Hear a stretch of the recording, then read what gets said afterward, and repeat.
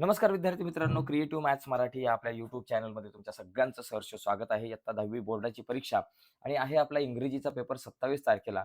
तर हा इंग्रजीचा पेपर नेमका कसा असू शकतो यावर आपण चर्चा करणार आहोत आणि एक इम्पोर्टंट प्रश्नपत्रिका बघणार आहोत. आता पेपर होईपर्यंत आपण 4-5 इम्पोर्टंट प्रश्नपत्रिका अशा प्रकारे बघणार आहोत. रोज एक प्रश्नपत्रिका, कारण प्रश्नपत्रिकांचा सराव खूप महत्त्वाचा आहे. त्याच्यामुळे दररोज तुम्ही आपल्या यूट्यूब चॅनलवरती येऊन प्रश्नपत्रिका बघा, कारण कशा प्रकारचे प्रश्न विचारले जातात हे समजणं खूप गरजेचं आहे. ठीक आहे? तर आज आपण या प्रश्नपत्रिकांवरती चर्चा करतोय. तर ही इम्पोर्टंट प्रश्नपत्रिका आहे. तर ती बघण्याच्या अगोदर एक रिक्वेस्ट आहे. नवीन असाल तर पटकन चॅनल सबस्क्राईब करून त्या बाजूचं बेलचं बटन झटकन दाबून टाका. बघा मित्रांनो, ॲक्टिव्हिटी शीटमध्ये सेक्शन 1 जे आहे ते आपल्याला लँग्वेज स्टडीसाठी असतं आणि 10 मार्क आहे. तर हा प्रश्न तुमचा साधारणतः 20 मिनिटांमध्ये कंप्लीट झाला पाहिजे. याच्यामध्ये क्वेश्चन नंबर 1 ए जो आहे तो 8 मार्काचा आहे. 1 बी 8 मार्काचा. 1 ए मध्ये तुम्हाला 6 ॲक्टिव्हिटी दिल्या जातील. 6 पैकी 4 ॲक्टिव्हिटी तुम्हाला कंप्लीट करायच्यात. तर याच्यामध्ये अतिशय सोपे-सोपे प्रश्न असतात. जसं की पहिली ॲक्टिव्हिटी आहे, complete the following word by using correct letter. म्हणजे हे जे वर्ड आहेत, ते करेक्ट लेटर यूज करून आपल्याला पूर्ण करायचे आहे. जसं की एल-आय इथं जी लिहिला तर लाईट होईल. एफ-ओ लिहिला तर फोकस होईल. एच-ए-बी-आय-टी इथं हॅबिट होईल आणि एस-टी-आय-सी-के म्हटलं की इथं स्टिक होऊ शकतं. तर अशा प्रकारे मित्रांनो हे 4 जर का तुम्ही शब्द पूर्ण केले, तर तुम्हाला 2 मार्क मिळतील. एकाला अर्धा मार्क. हे 2 मार्क हातातले आहेत. इथं प्रत्येक विद्यार्थ्याला 2 पैकी 2 मार्क मिळायलाच पाहिजे. ओके. पुढचा जो प्रश्न आहे बघा, इथं put the following word in alphabetical order. याला अल्फाबेटिकल ऑर्डरमध्ये लिहायचे. आता इथं बघा ट्रीचा टी आहे. ट्रीची सुरुवात टी पासून झाली. बर्डची सुरुवात बी पासून झाली. गार्डनची सुरुवात जी पासून झाली. रोजची सुरुवात आर पासून. ए-बी-सी-डीमध्ये जर बघायला गेलं तर पहिल्या नंबरला बी येतो. बी येतो सुरुवातीला या सगळ्यांमध्ये ऑर्डरमध्ये जर आपण बघितलं. म्हणून बर्ड्स हा शब्द या ठिकाणी आपल्याकडे पहिला येईल बर्ड्स. ओके. तर बी नंतर काय येईल बाबा ए-बी-सी-डी-ई-एफ-जी येईल. म्हणजे गार्डन 2 नंबरला येईल. ओके. जी-ए-आर डी-ई-एन गार्डन 2 नंबरला झाला. त्याच्यानंतर आपल्याकडे काय येतं ए-बी-सी-डीमध्ये टी येतं का आर येतं बघा. ए-बी-सी-डी-ई-एफ-जी-एच-आय-जे-के-एल-एम-एन-ओ-पी-क्यू-आर म्हणजे रोज 3 नंबरला येईल. रोज जो शब्द आहे तो 3 नंबरला आला आणि ट्रीज जो शब्द आहे तो 4 नंबरला आला. तर मित्रांनो अशा प्रकारे आपल्याला अल्फाबेटिकल ऑर्डरमध्ये लिहायला 1 मार्क आहे. आता इथं दुसऱ्या प्रश्नामध्ये जर बघितलं, पहिला खूप सोपा असतो, दुसऱ्यात थोडं डोकं लावायला लागतं. कारण इथं सगळ्यांची सुरुवात टी पासून झाली. मग टी नंतर इथं काय आलंय? आर आलंय. इथं पण आर आलाय, इथं ई आलाय आणि इथं आर आलाय. आता एक लक्षात घ्या, इथं 3 ठिकाणी आर आहे आणि एका ठिकाणी ई आहे. तर ए-बी-सी-डीमध्ये ई पहिला येतो म्हणजे तुमचा टेस्ट हा शब्द जो आहे तो पहिला येणार. टी-ई-एस-टी टेस्ट पहिला झाला. ओके. मग आता ह्या 3 ठिकाणी आर आहे. मग या तिघांमधला कुठला पहिला घ्यायचा? तर लक्षात घ्या इथं आर नंतर काय आलंय ते बघा. इथं आर नंतर यू आलाय. इकडं आर नंतर ओ आलाय. इकडं आर नंतर ई आलेला आहे. मग बघा आता आर नंतर आलेला जो शब्द शोधा. इथं यू आहे, इथे ओ आहे आणि इथं ई आहे. तर ए-बी-सी-डीमध्ये ई पहिला येतो. म्हणून ट्रीटमेंट जो शब्द आहे, ट्रीटमेंट जो शब्द आहे तो या ठिकाणी आधी येईल. त्याच्यानंतर ओ येतो का यू येतो? तर बघा चेक करा. ए-बी-सी-डी-ई-एफ-जी-एच-आय-जे-के-एल-एम-एन-ओ येतो. मग इथं लिहा ट्रबल. ट्रबल शब्द येईल आणि ट्रबल नंतर मग शेवटी या ठिकाणी ट्रुथ शब्द येईल. तर मित्रांनो अशा प्रकारे इथे तुम्हाला हे 2 मार्क हातातले आहेत. इथे पण 2 पैकी 2.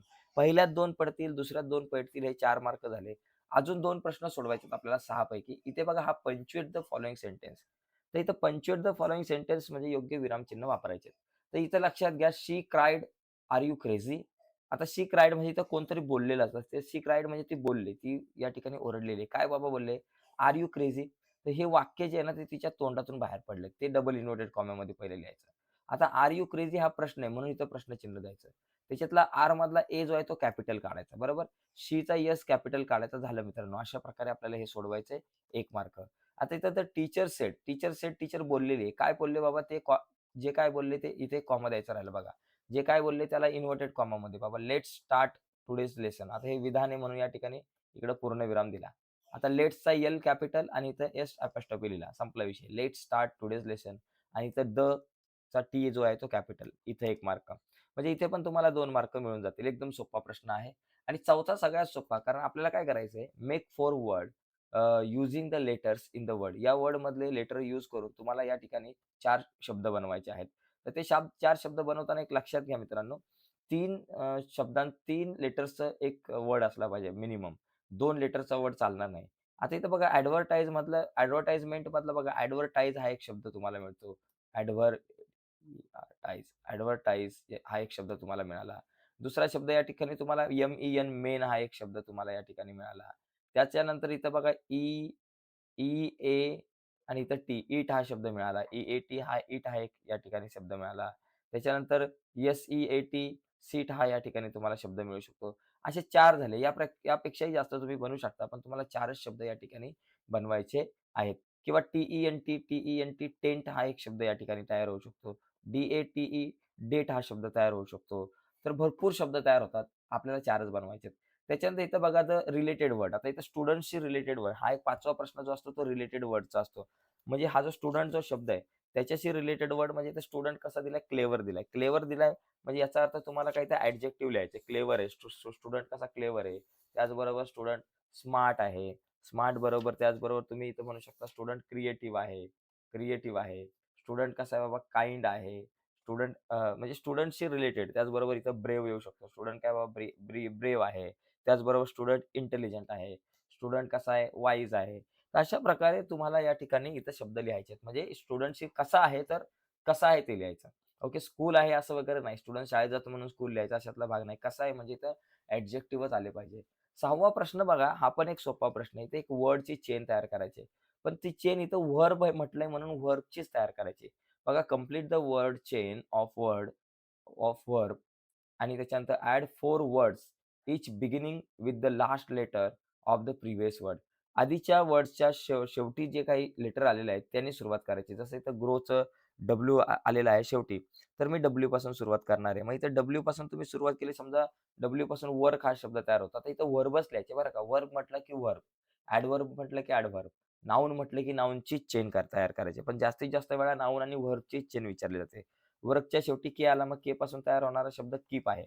कीपच्या शेवटी पी आला मग या ठिकाणी पुट लिहा.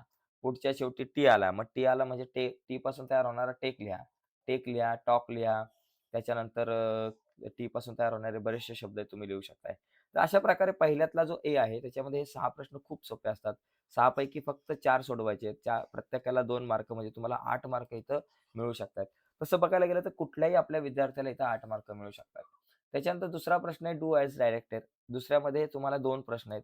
पहिला जो प्रश्न आहे त्याच्यामध्ये ए आणि बी या दोघांपैकी एक प्रश्न तुम्हाला सोडवायचा आहे.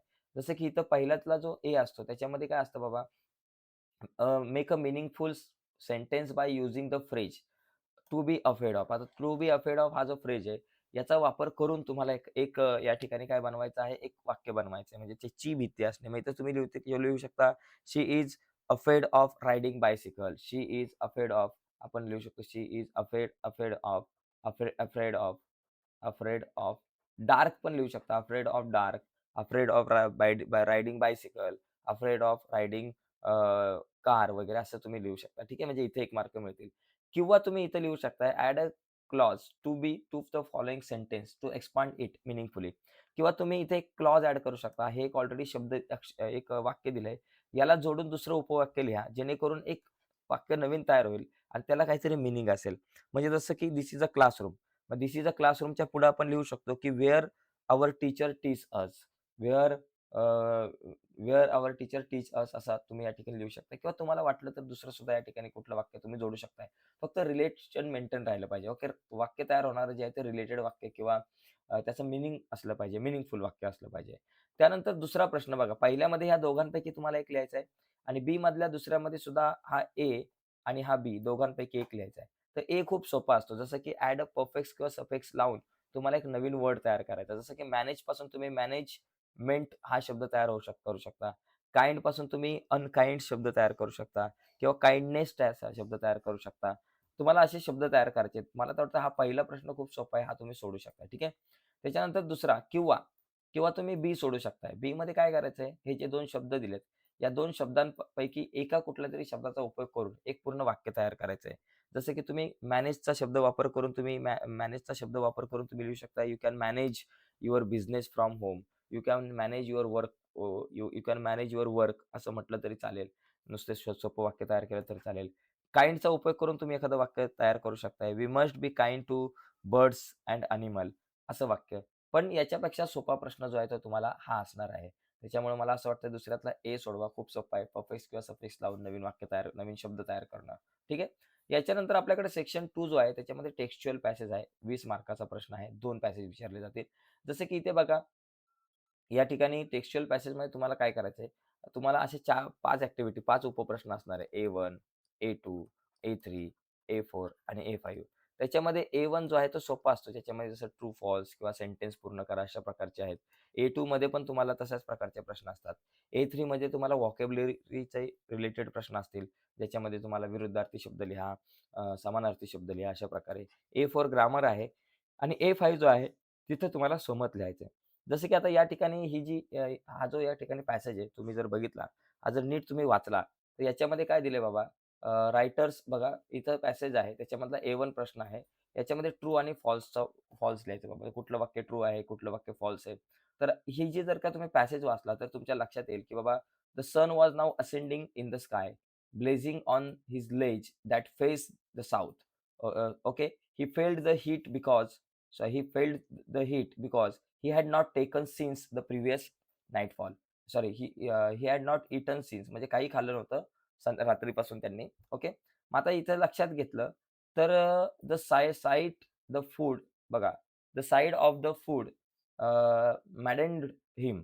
बघा या ठिकाणी इथं दिलंय, की इथं आता बघा या ठिकाणी ते वाक्य असेल. आपल्याला नीट व्यवस्थित ट्रू किंवा फॉल्स हे ओळखून बघा. The side of the food maddened him. तर हे वाक्य कसं ट्रू आहे. इथं जसंच्या तसं या ठिकाणी दिलंय.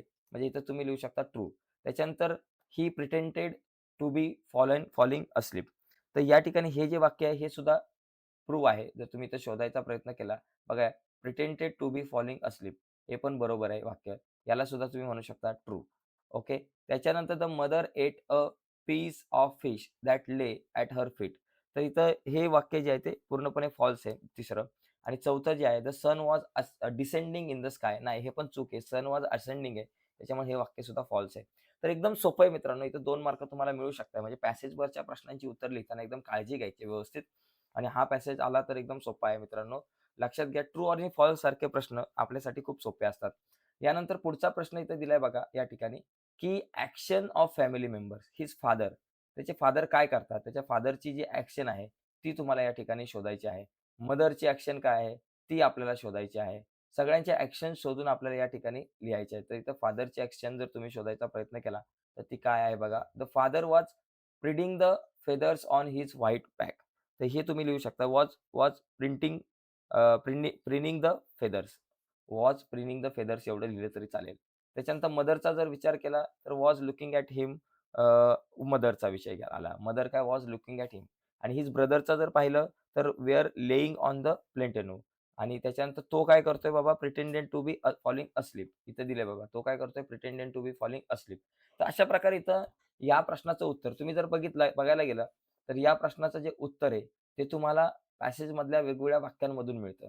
आणि खूप सोपा असतो. हा जो अशा प्रकारचा चार्ट बनवा किंवा वेब कंप्लीट करा. तर इथे तुम्हाला 2 मार्क मिळू शकतात. तिसरा जो प्रश्न आहे, तो मॅच द वर्ड करायचा. तर स्क्रॅप म्हणजे आपण काय म्हणतो, स्क्रॅप म्हणजे रब करतो आपण. स्क्रॅप म्हणजे रब. बघा एकदम सोपा आहे.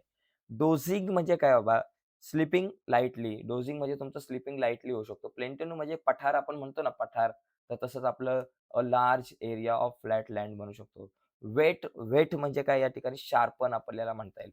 तर अशा प्रकारे मित्रांनो व्हॉकॅब्युलरी बेस्ड क्वेश्चन असतो A3 मध्ये.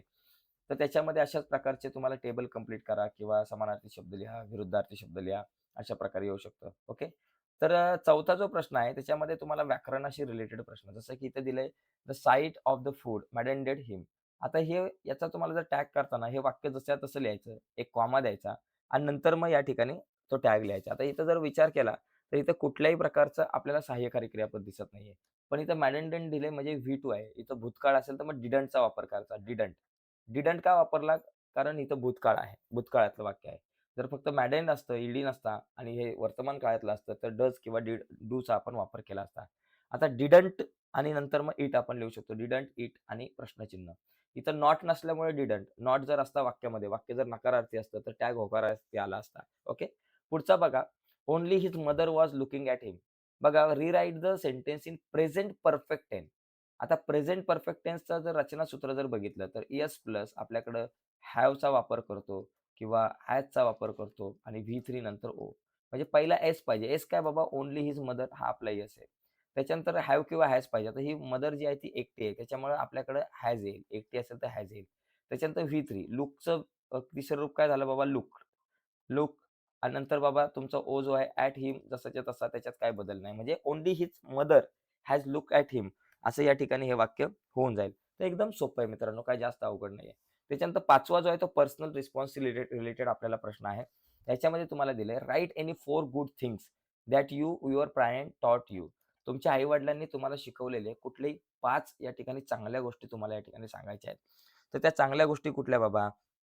त्या इथं तुम्ही लिहू शकता, की बाबा म्हणजे चांगल्या-चांगल्या गोष्टी बाबा माय parent taught me to leave simple. मला चांगलं राहायला सांगितलं.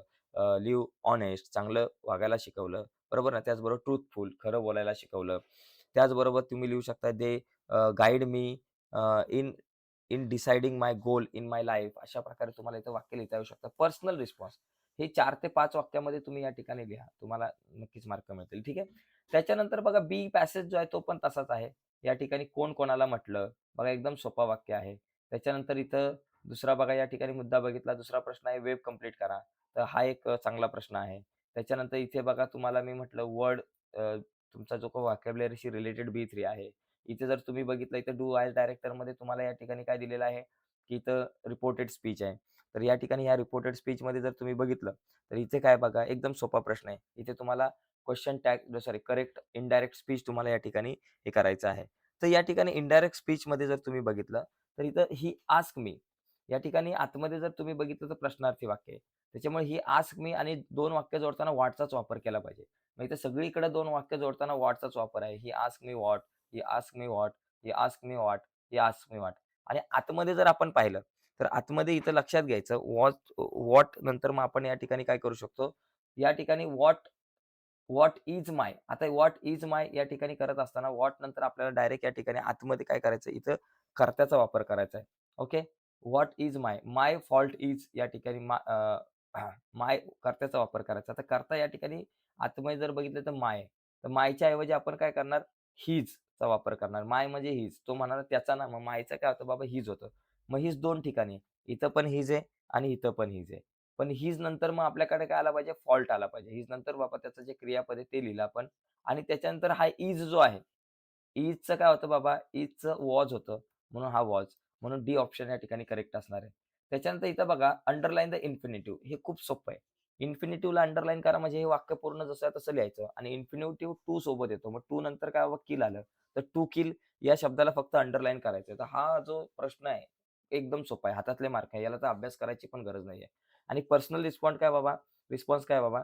What will you do if you find a poor and needy child? तुम्हाला जर पुअर आणि नीडी चाइल्ड जर भेटला, गरीब मुलगा भेटला, तर तुम्ही काय कराल? असा हा प्रश्न आहे. तर अशा प्रकारे मित्रांनो दोन्ही पॅसेज जे आहेत त्याच्यामध्ये सारख्याच प्रकारचे प्रश्न असतात. तिसरा जो आहे तो पोएट्रीचा क्वेश्चन आहे. इथे बघा या ठिकाणी आपण जर बघितलं तर ही पोएम वाचायची आणि पोएम वाचून त्यावरचे प्रश्न जसं की इथं आहे द पोएट ही पोएम जी आहे बघा तुमच्या ओळखीचीच पोएम आहे पुस्तकामधलीच पोएम आहे मित्रांनो. ओके. या पोएम मध्ये जर का तुम्ही पाहिलं तर इथं बघा the poet saw a lovely girl ती छोटी गर्ल जी आहे म्हणजे सुंदर गर्ल कुठे मिळाली टुडे आय सॉ अ बस बसमध्ये तिला ती छोटी मुलगी जी आहे ती त्याला भेटली. त्याच्यानंतर the poet stopped to buy तो काय घेण्यासाठी पोएट थांबला होता तर सम स्वीट घेण्यासाठी तो थांबलेला आहे. इथं बघा ना, इथं आपण तुम्ही म्हणू शकता याच्यामध्ये शोधायचा प्रयत्न करा, की तो जो आहे तो काही स्वीट घेण्यासाठी या ठिकाणी थांबलेला आहे. टू बाय सम स्वीट या ठिकाणी इथं दिसतंय. काही स्वीट घेण्यासाठी थांबला. तर अशा प्रकारे या ठिकाणी the poet request to forgive him. कोणाला रिक्वेस्ट केली बाबा फॉरगिव्ह हिम? तर त्याने देवाला रिक्वेस्ट केली होती. ओह गॉड फॉरगिव्ह मी. मग इथं गॉड या ठिकाणी तुम्हाला इथं उत्तर लिहिता येईल. त्याच्यानंतर द लव्हली गर्ल इन अ बस वोर. तिने काय घातलं होतं? तर अ क्रच या ठिकाणी असणार आहे. ते शोधायचा प्रयत्न करा. तर इथे एकदम सोपे प्रश्न आहेत मित्रांनो. त्याच्यानंतर इथं बघाल the lad sold, was, had आणि सीम. तो काय विकत होता? लॅड जो आहे तो या ठिकाणी आपण बघितला तर तो सम स्वीट आहे. त्याच्यानंतर द लॅड वॉज ब्लाइंड तर तो ब्लाइंड आहे. त्याच्यानंतर द लॅड हॅड जर तुम्ही म्हटलं सच चार्म आहे आणि त्याच्यानंतर लॅड कसा आहे द या ठिकाणी सीम काम या टू काम या ठिकाणी तुम्ही लिहू शकताय. त्यानंतर तिसरा जो प्रश्न आहे त्याच्यामध्ये right any two pair of rhyming words. आता इथे रायमिंग वर्डचे 2 पेअर खूप सोपं आहे. बघा जसं की वाईनला माईन तुम्ही लिहू शकता. हेअरला फेअर लिहू शकताय. इथं तुम्हाला दिलंय. तर हे सगळे जे रायमिंग वर्ड आहेत ते एकदम सोपे आहेत. तर ते सगळे रायमिंग वर्ड तुम्हाला या ठिकाणी लिहिता येऊ शकतात. ओके. पुढचा या ठिकाणी आपण या ठिकाणी प्रश्न बघूयात. एक पुढचा प्रश्न या ठिकाणी आपण बघू. ओके. पुढचा मुद्दा आपल्याकडे या ठिकाणी जर बघितला, तर पुढचा प्रश्न त्याच्यामध्ये तुम्हाला काय करायचं आहे, या ठिकाणी पुढच्या प्रश्नामध्ये इथे आपण ॲप्रिशिएशन ऑफ द पोएम. पोएमचं ॲप्रिशिएशन आपल्याला पुढच्या प्रश्नात लिहायचं आहे. तर ही पोएम जी आहे तिचं नाव काय बाबा? You start dying slowly. तर याच्यामध्ये जर आपण पाहिलं, तर इथे बघा टायटल लिहायचं आहे. टायटल लिहायला अर्धा mark. You start dying slowly हा टायटल आहे. दुसरं नेम ऑफ द पोएट. पोएटचं नाव काय बाबा? इथे दिलंय, खाली दिलंय. तर ते पोएटचं नाव लिहा तुम्ही. त्याच्यानंतर रायमिंग स्कीम याची काय बाबा? या पोएमची जी रायमिंग स्कीम आहे, तर ती रायमिंग स्कीम या ठिकाणी फ्री व्हर्स आहे. इथं कुठली रायमिंग स्कीम नाहीये. मग तुम्ही लिहायचं there is no rhyming scheme in the poem. It is written in free verse style. असं तुम्हाला या ठिकाणी वाक्य लिहायचं 1 मार्क मिळतील. त्याच्यानंतर कुठले 2 फिगर ऑफ स्पीच तर याच्यामध्ये अपोस्ट्रोफी, रिपिटिशन, हे फिगर ऑफ स्पीच वापरले त्याच्यापैकी एक कुठलातरी लिहा. त्याच्यानंतर याची थीम लिहायची, सेंट्रल आयडिया लिहायची. तर अशा प्रकारे मित्रांनो याच्यामध्ये जर तुम्ही बघितलं तर 1, 2 हा 1 मार्क, 2 आणि 3 मार्क हातातले असतात. ओके. तर सगळ्या पोएमचे व्यवस्थित तुम्ही ॲप्रिशिएशन जे आहे ते बघून जा. त्याच्यानंतर सेक्शन 4 जो आहे तो नॉन टेक्स्चुअल पॅसेज आहे. बघा इथे नॉन टेक्स्चुअल पॅसेज दिलेला आहे. हा एकदा बघून घ्या. आणि ही प्रश्नपत्रिका जर हवी असेल तर व्हिडिओच्या खाली डिस्क्रिप्शनमध्ये लिंक आहे क्वेश्चन पेपरची. त्यावर क्लिक करून इंग्लिशची क्वेश्चन पेपर तुम्ही जी आहे ती डाउनलोड करू शकताय. इथे पण मित्रांनो एकदम सेमच या ठिकाणी जर तुम्ही बघितलं तर ॲक्टिव्हिटी असतात जशा तुमच्या सीन पॅसेजमध्ये असतात तशाच. इथं कलाम रोट सेव्हरल बुक्स याला डब्ल्यूएच टाइप क्वेशन मित्रांनो तुम्हाला करायचा आहे. तर या ठिकाणी हा व्याकरणाचा जो भाग आहे याच्यामध्ये इथं सेव्हरल बुक्स म्हणजे त्यांनी काय लिहिलं म्हणजे तुमची व्हाटपासून सुरुवात करायची. व्हाट नंतर लगेच तुमच्याकडे एक सहाय्यकारी क्रियापद आलं पाहिजे. तर रोट आहे याच्यात कुठलं सहाय्यकारी क्रियापद नाहीये. व्ही टू आहे. म्हणजे तुम्ही या ठिकाणी डिडचा वापर करायला करायला लागणार आहे. व्हॉट डिड आणि नंतर बाबा कलाम रोडचं राईट करा. डिड वापरला म्हणजे रोडचं कलाम राईट या ठिकाणी Kalam write. What did Kalam write? प्रश्नचिन्ह. अशा प्रकारे इथं प्रश्नार्थी वाक्य आपल्याला करता येऊ शकतं. ठीक आहे. पुढचा प्रश्न Kalam earn a degree in aeronautical engineering. Okay. तर याला सेंटेन्स बघा beginning the sentence with a degree in. आता a degree in aeronautical engineering हे लिहाल तुम्ही. त्याच्यानंतर म्हणजे आता इथं याचा अर्थ तुम्हाला व्हॉईस या ठिकाणी करायचा आहे. मग इथं एरोनॉटिकल डिग्री आणि त्याच्यानंतर काय बाबा अर्न आहे म्हणजे इथं वॉज लिहिणार तुम्ही. कारण इथं V2 आहे म्हणजे वॉज लिहिणार आणि नंतर वॉज लिहिल्यानंतर बाबा या ठिकाणी तुम्हाला काय करायचं आहे, वॉज लिहिल्यानंतर परत या ठिकाणी क्रियापदाचं तिसरं रूप, अर्नचं तिसरं रूप अर्नच होतं. E-A-R-N-E-D अर्न आणि त्याच्यानंतर बाय कलाम वगैरे तुम्ही लिहू शकताय. बाकी व्याकरणावरती एक स्पेशल व्हिडिओ आपण बनवणार आहे आज रात्री. त्यामुळे ती तुम्ही नंतर बघू शकता. ठीक आहे. आणि बाकी A5 पर्सनल रिस्पॉन्सच आहे, ज्याच्यामध्ये दिलंय की who is your role model. मग इथं लिहायचं एकदम साध्या सोप्या विषयामध्ये. My role model model is doctor APJ Abdul Kalam. My role model is doctor Babasaheb Ambedkar. Doctor APJ Abdul Kalam लिहिलं तर लय भारी आणि कारण त्याच्यात आणि नंतर मग ते बाबा त्यांच्याविषयी काही लाईन लिहा. याच पॅसेजमध्ये लाईन तुम्हाला मिळतील. त्याच्यानंतर याचीच तुम्हाला समरी लिहायची आहे. तिला आहेत 5 मार्क. ठीक आहे. आणि त्याच्यानंतर या ठिकाणी मित्रांनो लेटर रायटिंगचा भाग आहे. रायटिंग स्किलचा भाग आहे. त्याच्यामध्ये बघा लेटर रायटिंगला तुम्हाला हे लेटर आलं होतं. या लेटर रायटिंगमध्ये तुम्हाला ही जी काही दिसते, ती ॲडव्हर्टाइज व्यवस्थित वाचायची असते, समजून घ्यायची असते आणि ती ॲडव्हर्टाइज वाचून आपल्याला पत्र लिहायचं असतं. आता हे जे पत्र आहे, ते पत्र लिहित असताना बघा लक्षात घ्या, याचा जो फॉर्मॅट आहे पत्राचा, तो जरा व्यवस्थित समजून घेणं खूप गरजेचं आहे. तर याच्यामध्ये तुम्हाला इन्फॉर्मल लेटर आणि फॉर्मल लेटर दोघांपैकी एक आहे. जर तुम्हाला इन्फॉर्मल लेटर असेल, तर सगळ्यात अगोदर इथं तुम्हाला तुमचा पत्ता लिहायचा आहे, पत्र पाठवणाऱ्याचा पत्ता. ऑलरेडी इथं पत्र पाठवण्याचा पत्ता जर दिला असेल, तर बघा इथे दिलाय, की तुम्ही शिवम किंवा शिवांगी पाटील आहात आणि तुमचा ॲड्रेस सुद्धा दिलाय. तर तो ॲड्रेस या ठिकाणी लिहायचा, पत्ता लिहायचा व्यवस्थित. म्हणजे एकदम सिंपल असतंय. म्हणजे इथं तुम्ही लिहिला बाबा शिवम पाटील, शिवम पाटील, शिवम पाटील पत्ता लिहिला. त्याच्यानंतर नाव लिहिलं. त्याच्यानंतर नाव लिहिल्यानंतर पत्ता लिहिला. तारीख लिहिली या ठिकाणी 16 जुलै वगैरे तुम्ही 2024 वगैरे लिहिली आणि त्याच्यानंतर डिअर दिलीप लिहून तुम्ही तुमचं पत्राला सुरुवात करायची आणि ते लिहायचं. ठीक आहे. त्याच्यानंतर इथं बघा डायलॉग रायटिंग आहे तुमच्याकडं. बी जो क्वेश्चन आहे, इथं दोघांपैकी एक पत्र लिहायचं आहे आणि बी क्वेश्चनमध्ये तुम्हाला डायलॉग रायटिंग आहे. डायलॉग रायटिंग किंवा रिपोर्ट रायटिंग, स्पीच रायटिंग दोघांपैकी एक काहीतरी लिहायचं आहे. तर डायलॉग रायटिंगमध्ये 3 प्रश्न आहेत. त्याच्यातला पहिला खूप सोपा असतो. ज्याच्यामध्ये तुम्हाला हे जे जंबल सेंटेन्स आहेत, त्याला योग्य मार्गामध्ये लिहायचे असतात. योग्य सिक्वेन्समध्ये अरेंज करायचे आहेत. तर त्याच्यामध्ये 2 प्रश्न दिलेले असतात. आता मला सांगा दोघांपैकी कुठला प्रश्न अगोदर येईल? Have you participated in any cultural event? का बाबा which song did you select? तर इथं हा पहिला येईल बाबा, की have you participated in any cultural event? मग उत्तर काय येईल बाबा? I selected a Punjabi folk का yes I have participated in a group dance. मग या ठिकाणी इथे येईल I have participated in a group dance हे दुसरं वाक्य. मग या ठिकाणी हा तिसरं वाक्य येईल आणि हे चौथं येईल. तिसरं वाक्य काय which song did you select? मग I select a Punjabi folk song. तर एकदम सोपा असतो. इथे 1 मार्क तुम्हाला मिळेल. आणखी 1 मार्क इथं खाली मिळू शकतात, ज्याच्यामध्ये कंप्लीट द डायलॉग आहे. मग इथं बघा, do you like to watch movies? Yes, I like to watch movies. Which is your favourite movie? My favourite movie is बाबा क्रांतिज्योती विद्यालय मराठी माध्यम किंवा जे काही असेल त्या पिक्चरचं नाव लिहून टाकायचं. 2 मार्क मिळतील. एकदम सोपं आहे. आणि तिसरा प्रश्न तुम्हाला गणेश आणि महेश या दोघांमध्ये डायलॉग लिहायचे आहेत दोघांमध्ये. दोघांमधलं संभाषण लिहायचंय या विषयावरती. The benefit of morning walk या विषयावरती. आता हा प्रश्न तुम्हाला थोडासा त्रासदायक ठरेल. यावरती आपण नंतर डिटेलमध्ये चर्चा करणार आहोत. काही काळजी घेऊ नका. किंवा तुम्हाला स्पीच राईट करायची म्हणजे तुम्हाला एकतर डायलॉग राईट करा किंवा स्पीच राईट करा. दोघांपैकी एक प्रश्न असतो. ओके. आणि 6वा जो इन्फॉर्मेशन ट्रान्सफर याच्यामध्ये 2 प्रश्न असतात. एक नॉन व्हर्बल टू व्हर्बल म्हणजे तुम्हाला ही जी माहिती दिली ट्री डायग्राममध्ये त्याचा एक पॅसेज तयार करा किंवा व्हर्बल टू नॉन व्हर्बल म्हणजे हा जो पॅसेज दिलेला आहे, या पॅसेजचा वापर करून तुम्हाला या ठिकाणी इथे काय करायचं आहे, एक चार्ट बनवा, टेबल बनवा, पाय चार्ट बनवा. अशा प्रकारे इथे हा टेबल बनवायचा आहे. ठीक आहे. तर अशा प्रकारे हा प्रश्न पण सोपा आहे. त्यानंतर बी जो प्रश्न आहे त्याच्यामध्ये तुम्हाला न्यूज रिपोर्ट लिहायचा असतं. हा न्यूज रिपोर्टचा इथे विषय दिलेला आहे. New vision school celebrate yoga day हा आहे विषय किंवा तुम्हाला एक स्टोरी डेव्हलप करायची आहे. तर या दोघांपैकी काहीतरी तुम्हाला करायचं आहे. आणि शेवटचा जो आहे तो ट्रान्सलेशनचा भाग आहे. त्या क्वेशन नंबर 7 मध्ये बघा ट्रान्सलेशनमध्ये पहिला जो प्रश्न आहे तो सोपा असतो. ज्याच्यामध्ये 6 शब्द दिले जातात.